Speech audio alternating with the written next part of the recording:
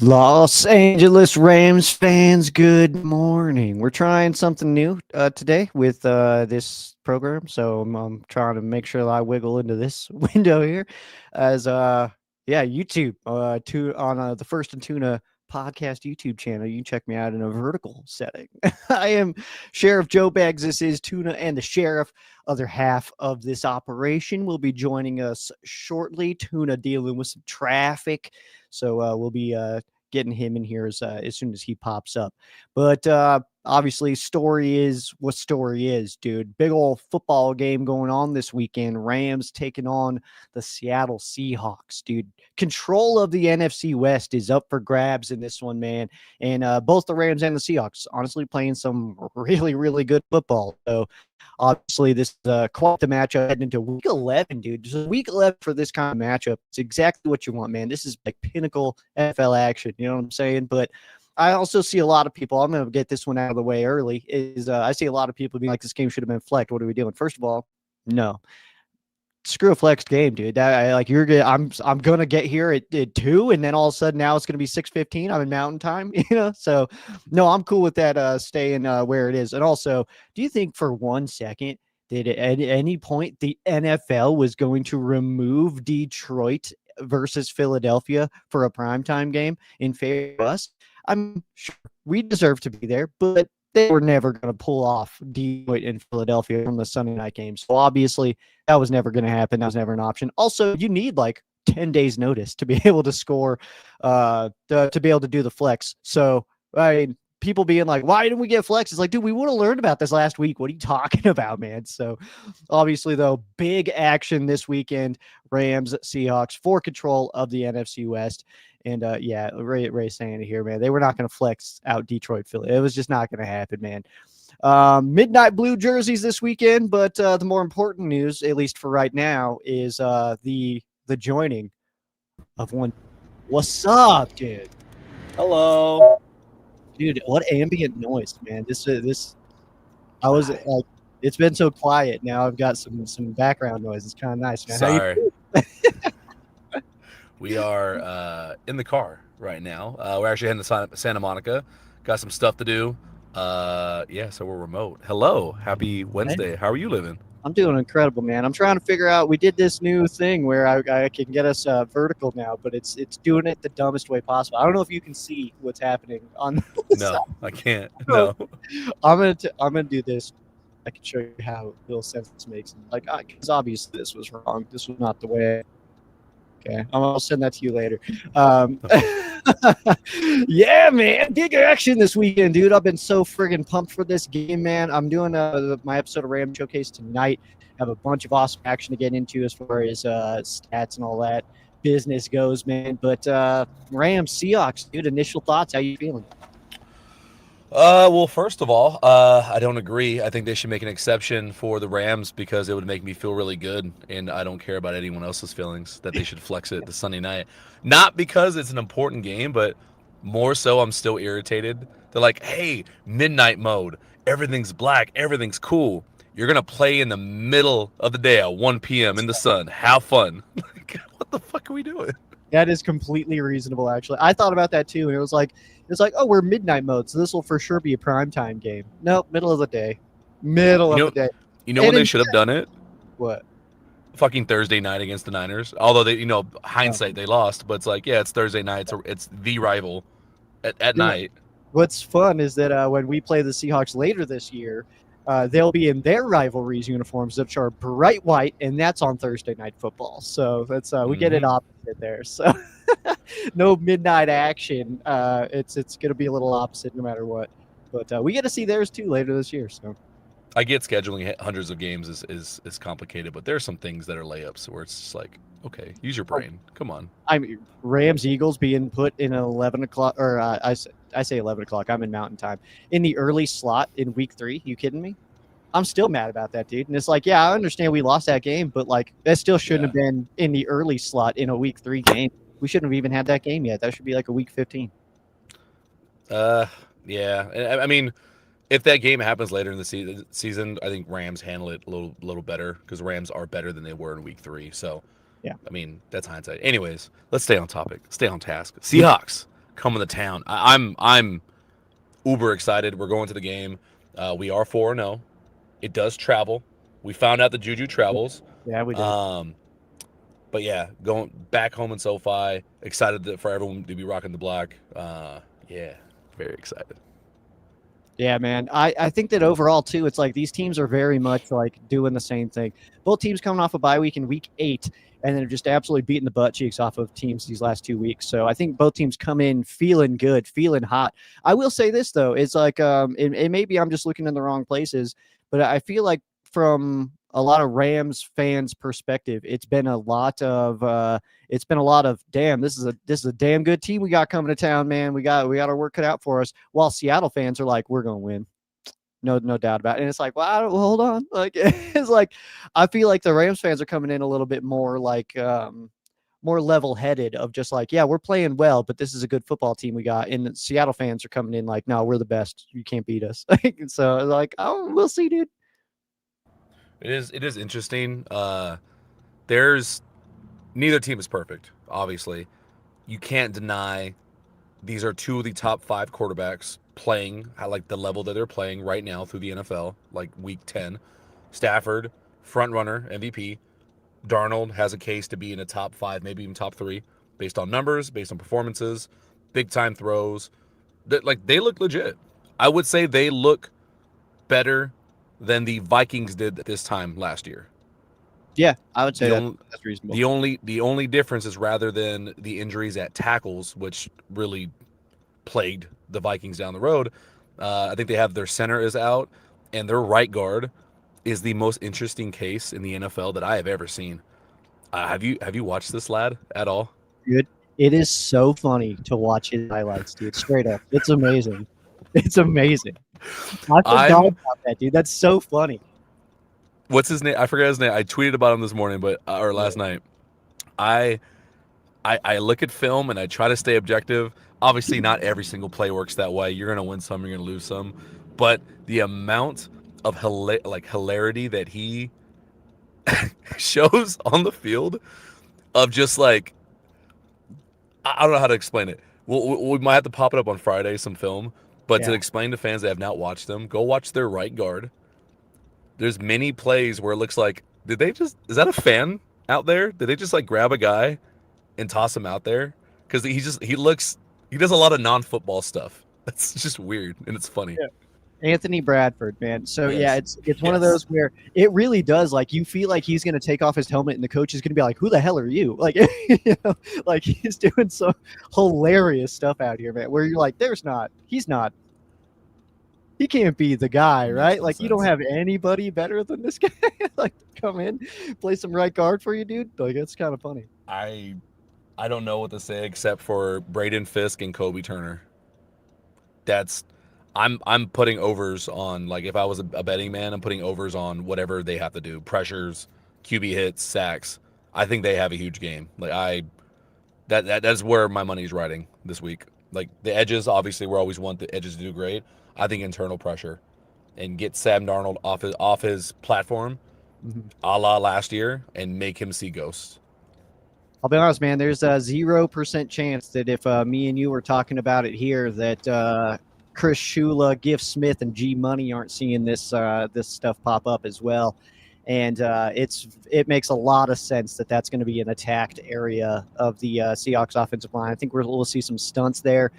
Byron Young kind of flipping in and going one-on-one against Bradford. I think we'll see possibility of somebody like Verse just kind of lining up right over him and just be like, all right, well, me and you, dude, let's go. And doing some of those. I think we'll see some interesting blitzes as far as trying to attack there or use that to attack other places, kind of thing. So I'm very excited. But yeah, if me and you were talking about this on a Wednesday, G Money, Gift Smith, those guys, they definitely are seeing this as well. They're formulating something to attack that.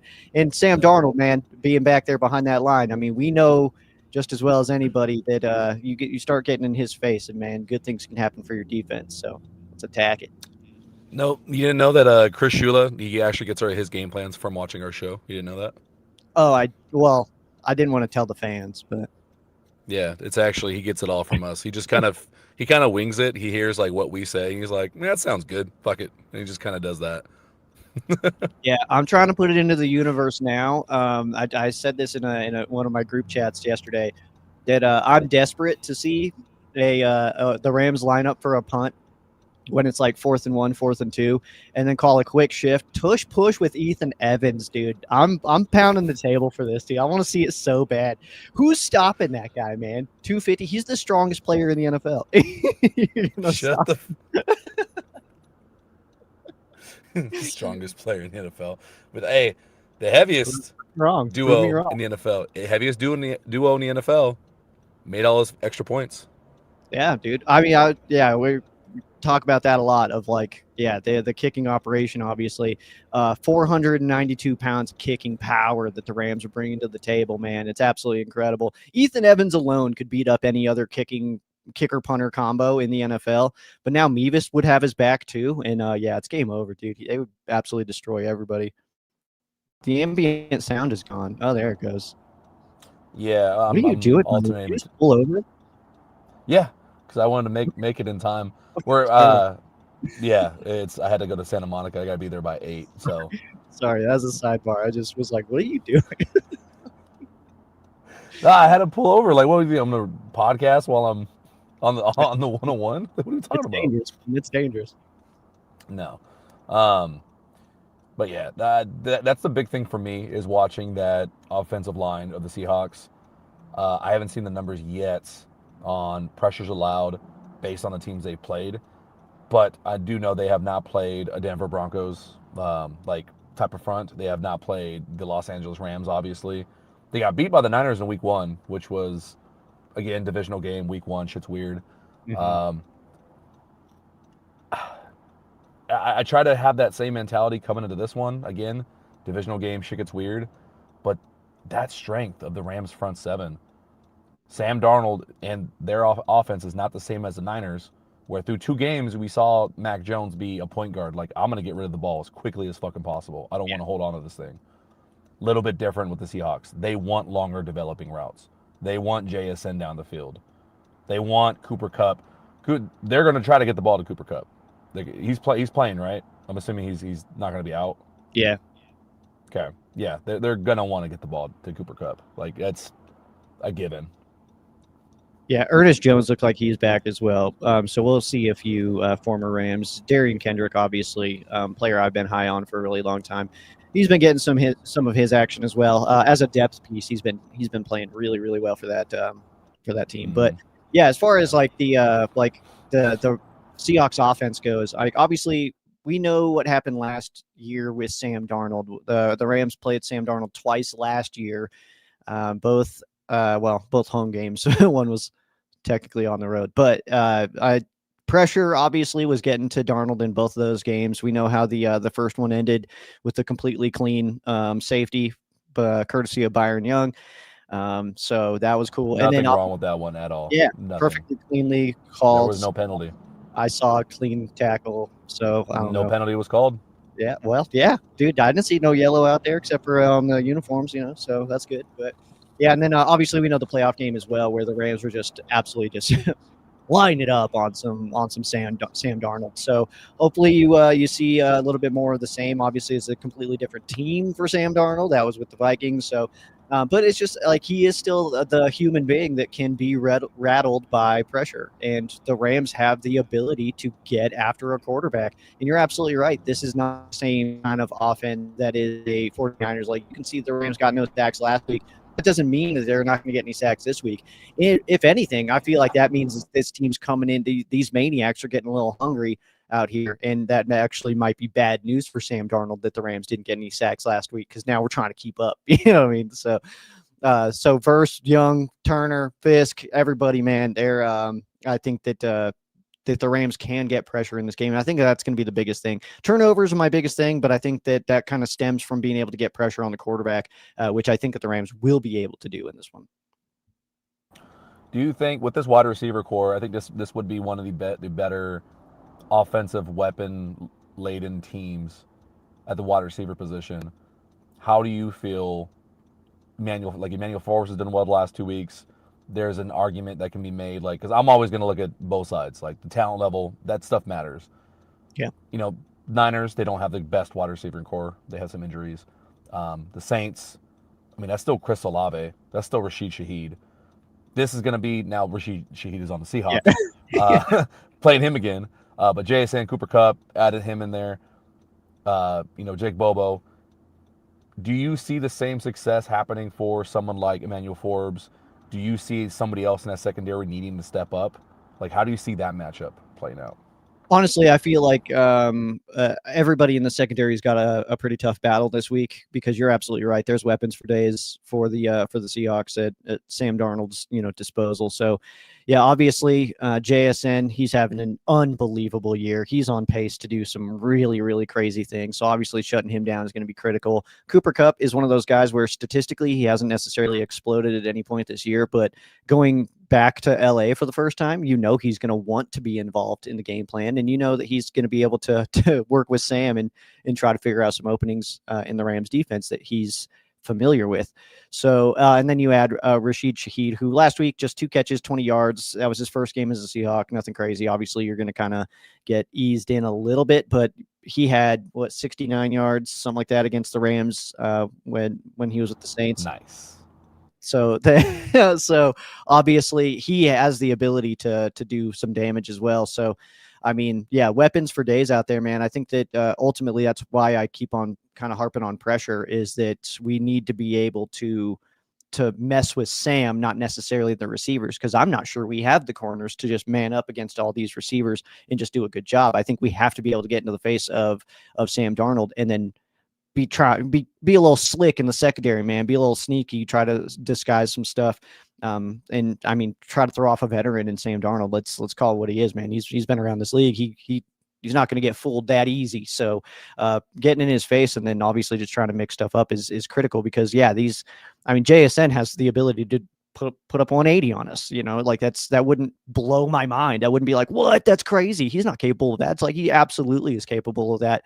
And alongside with Cooper Cup going off for like a 120 alongside of it, you know what I mean? That is realistic things that can happen. So I think ultimately that's a tough fight, man. The secondary's definitely got their work cut out for them, but you mentioned a few names there. I think that Quentin Lake is going to be very critical in this game, especially in that slot situation, man. And maybe we'll see a little bit more action from McCreary, but yeah, I think it's a tough matchup to cover all these guys for sure. Yeah, and one more shout out to Manuel Forbes. He the way he's progressed this season, it's not just the interceptions. Like, it is the pass breakups, it is the sticky coverage. Each week he has gotten better. And I think quarterback ratings attacking him have I know it kind of plateaued, but they've gone down. They've regressed over the season too. Meaning quarterbacks are finding less success going at him and the Yep. secondary in general. They are playing better. They're not getting a lot of attention because they're still not the best in the league, but they are keeping, Yeah. they're pulling their weight for what Yeah. is an incredible front seven of this defense. One thing I'm going to say, and actually I am going to cut out early, leaving you to man the ship for the last 10 minutes or so. Sweet. I really do think, because the Seahawks and the Rams both utilize a lot of heavy tight end personnel. Mm-hmm. Rams brought in another guy. I'm not sure if you touched on that already. But at this point, the Rams might be running 0-4 or 0-5 personnel. They might put a tight end at quarterback at this point. They get so many tight ends. Yeah. But the Seahawks do the same thing as well. The difference is the Rams are a better running team. The Seahawks, oh boy, so we have this joke at home where Kenneth Walker runs. You have no fucking idea what is going to happen. It's never boring. It's Yeah. never boring. It might be an 80-yard touchdown. It might be he ran 40 yards, but it was a 2-yard loss. Like, it's hit or miss. It's fireworks every time. It's very exciting, but you can get them in negative plays. They're not the strongest rushing team. I don't care what their stats say. Like, it's efficiently not. It's not very good. They are very successful, just like the Rams, though, passing out of those heavy personnels. Mm-hmm. Like the Rams and Seahawks, very alike in that regard. I don't know who came first doing it. I think the Seahawks might have been doing it a few weeks longer, but the Rams are just been amping it up like crazy. I think attacking the linebackers like they did against the Niners, even if it is Ernest Jones, I don't see Ernest Jones keeping up with Terrence Ferguson. I don't see him keeping up with even Davis Allen. Davis Allen has been way better than people are giving him credit for. Hell, even Higbee's been sensational. I think I wrote it with tight ends last week were like 8 receptions, over 100 yards, and 2 touchdowns for the Mhm. tight ends group last week, and who knows what they had the week before. I think we see that same set of game. Attack the linebackers. Safeties are going to be a little trickier because they are very talented, just like the Niners group is as well. But I think that's where the bread and butter is. And my one prediction is I think this is a Puka Nakua game. I think it's makes too much sense. He's got his mentor there. He loves showing out for like special reasons. He wants to compete and raise his level. Cooper Kupp's going to raise his level. I think both of those guys. Unfortunately, I think Cooper Kupp gets a lot of catches. I don't know if it's a lot of yards or scores, but he will get a lot of catches. And Puka Nakua is going to have a big game to match that. So that's Yeah, just I'm what kind of I with you, think. man. It does feel like two very real possibilities for sure, man. Puka Nakua, obviously, he can go off at any moment. But yeah, I think you're right. Cooper Cup is going to, at the very least, he's going to get his targets. I feel good about that. Targets, yeah, I'm more comfortable saying that. He's going to get targeted a lot. Yeah, But on that note, absolutely. I'm going to cut out. I still got about 20 minutes to drive to Santa Monica if this traffic Cool. allows me to. All right, man. Yeah, I'll roll here for another 8 minutes or so, but with full game preview, that'll be out Friday, 7 a.m. We'll be starting live, so come check us out then. Where Tuna will not be Yeah. in traffic, he will be back in action. Yeah. Tunes. Bye. Peace. All right, we're gonna take some comments here as Tuna fades off here into the abyss. If you've got questions or anything like that, dude, feel free to drop them now. We'll cut out about 7:30 LA time because then I gotta go to work, dude. We're busy dudes out here, but it's gonna be good, man. So we're just gonna go through some comments here, unless I think of some other, unless I hit a sidebar, which could very well happen. That happens a lot. Midnight Blue should be at night. You know what, dude? You're probably right, dude. Midnight in the daytime midnight, man. There's probably a band name in there somewhere, but that's some good stuff, man. Um, so we got says Bill worried about this game. Mostly about the defense. You know, I guess I don't know necessarily how to respond to that. I feel like the Rams defense is going to be okay here. I think that the critical part, and I think that the Seahawks would be like kind of dealing with the same thing, would be time of possession, trying to get off the field on third down. I think is going to be very important in this one. This is a Eagles game, not ours, right? This is like if you were talking about Monday night, yeah, that was dumb. That was that was a bummer. Yeah, and then rival jersey. Yeah, if you got one, dude, yeah, let me know. I want to hear about which ones everybody got. I didn't. I didn't get any rival gear actually. Not even a mini helmet. I said I was gonna get a mini helmet, but it's like, dude, I don't know, man. It's like they're really sick. Don't get me wrong. I really like them. They're really, really cool. But we're wearing them for 3 games total. Once a year over the next 3 years, I'll be all right. I'm good, man. I'm good with living without, I suppose, man. Let's see here. See if we got questions here. Some of these are direct responses to things that we were talking about. So let's see here. I did see this one while we were chatting. Said that Cardi would have missed a minimum of an extra point. I mean, maybe, but maybe not, dude. I mean, I think Cardi is still a very good kicker. There's something to be said that the Rams wanted to keep him around. Alex Ward's gone, dude. He's a free agent. I mean, I want to say he already cleared waivers. If not, he will be here soon. But I would say that that we don't know that for sure. And Cardi is a good kicker. I think that we're very quick to throw people away when they go through slumps, and I think that that's all this is for Josh Cardi. Clearly, the Rams see something in him to want to keep him around. But again, we don't know that he would have missed an extra point at least for sure. Like, you know, he didn't play, so we don't have that information. So, but it's not a guarantee that he would have missed one. Let's see. Is Pooh playing? To my knowledge, Pooh's not on an active roster. He is still a practice squad player. I've got their their depth chart up. Yeah, he's not on their depth chart, so he's a practice squad player. So no, he's not playing unless he gets elevated. I don't think he will because it looks like Ernest Jones is good to go and back in action. So let's see here. Oh yeah, and then I saw this one too. It says I'm wearing my cup jerseys all week. I got the 18 color rush, 10 Super Bowl MVP, and the white 10. I'm not wearing any Cooper Cup stuff this week. He is our enemy. I hope he fails miserably this week. I love Cooper Cup. Got nothing negative to say about Cooper Cup, but he's our rival now, and it's his job to try to take control of the division against us this week. So I hope Cooper Cup has a bummer of a week. I hope he sucks this week. I hope he doesn't do anything. I hope he has 0 catches. Like, I don't hope injury or anything like that, but like, I'm a Rams fan, not a Cooper Cup fan, you know. Like, I have been a Cooper Cup fan in my past, but players come and go. The Rams are forever. I'm a Rams fan. Once players are gone, I don't necessarily have any rooting interest anymore. You know what I mean? Like, love Cooper Cup for everything he did for the Rams, but I'm a Rams fan. I want the Rams to win. I don't care how Cooper Cup does this week. And I'm not repping the enemy at all this week. Not to tell you how to be a fan, man. Do your thing, man. But yeah, that's not I'm not on that train for sure. And Rams minus 2.5. I keep seeing different numbers here for the line, by the way. I've been seeing minus 3, 3.5, minus 2.5. I've seen a lot of different shakeups as far as that goes. Let me take a quick peek here. FanDuel's what I use, not a sponsor. I don't even recommend them, honestly. But yeah, minus 3 on there still. So yeah, at home, I mean, obviously that's what you want, that you get that anyway. But yeah, against a division leading team is some good stuff here. So let's see. Rams are looking tight. Like that comment. That's cool.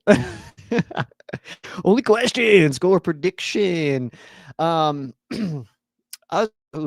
tough, man. I feel like this game will be like 27-24 or something like that, 30-27. I think it's going to be right in that window. I do think the Rams can win this game. I feel decent about that, actually. I'm just not sure as far as like how crazy it'll be. And they have black helmets. They're technically not, so I'll push back on that. But yeah, they are black. And they do look pretty sick, man. Is it Cardi or McQuaid? What are you talking about? This question doesn't make any sense to me. Those are two different positions. McQuaid is the long snapper, and Alex Ward's gone, so he's our long snapper for the rest of the year. Cardi is on the team still, but Mevis is kicking right now. Will kick again this week. So let's see here. Oh yeah, that's fair, dude. It says I hear or think that both teams will hit 30 plus. That's absolutely reasonable. This could definitely be like a 36-33 kind of game. Last time I think we did that. 2010.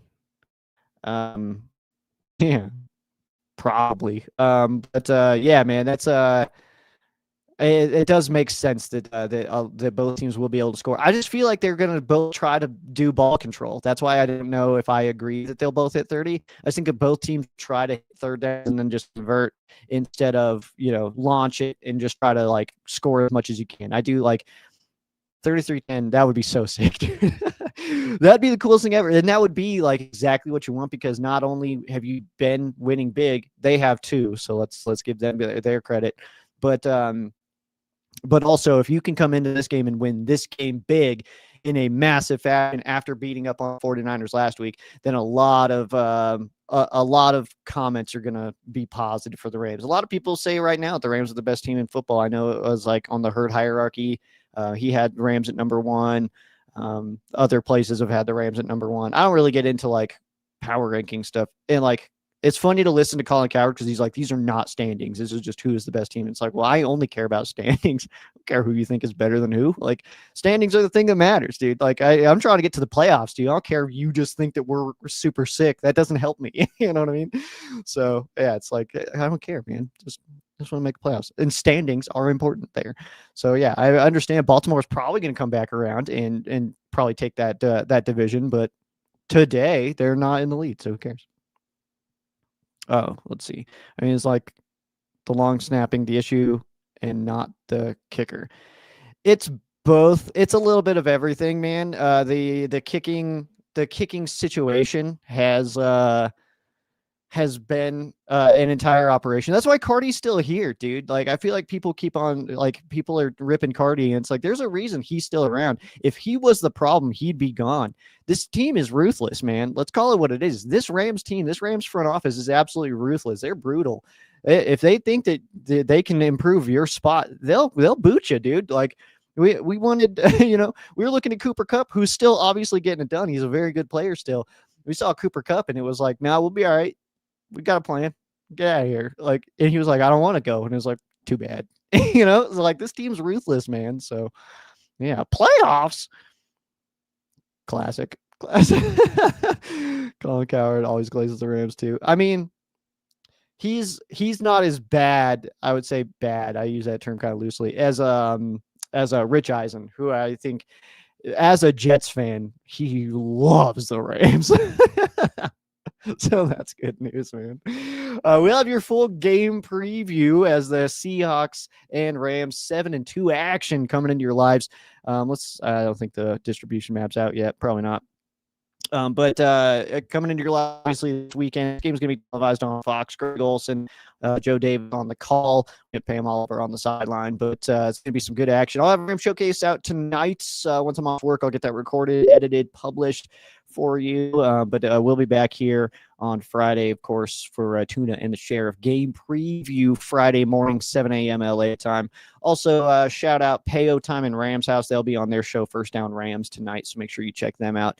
Love that show. They do a very good job of, getting segments together. We just chat. Me and Tuna just sit here and talk for 30 minutes, but they actually have a plan. It's very good. As far as the content goes, I think that's about it, though.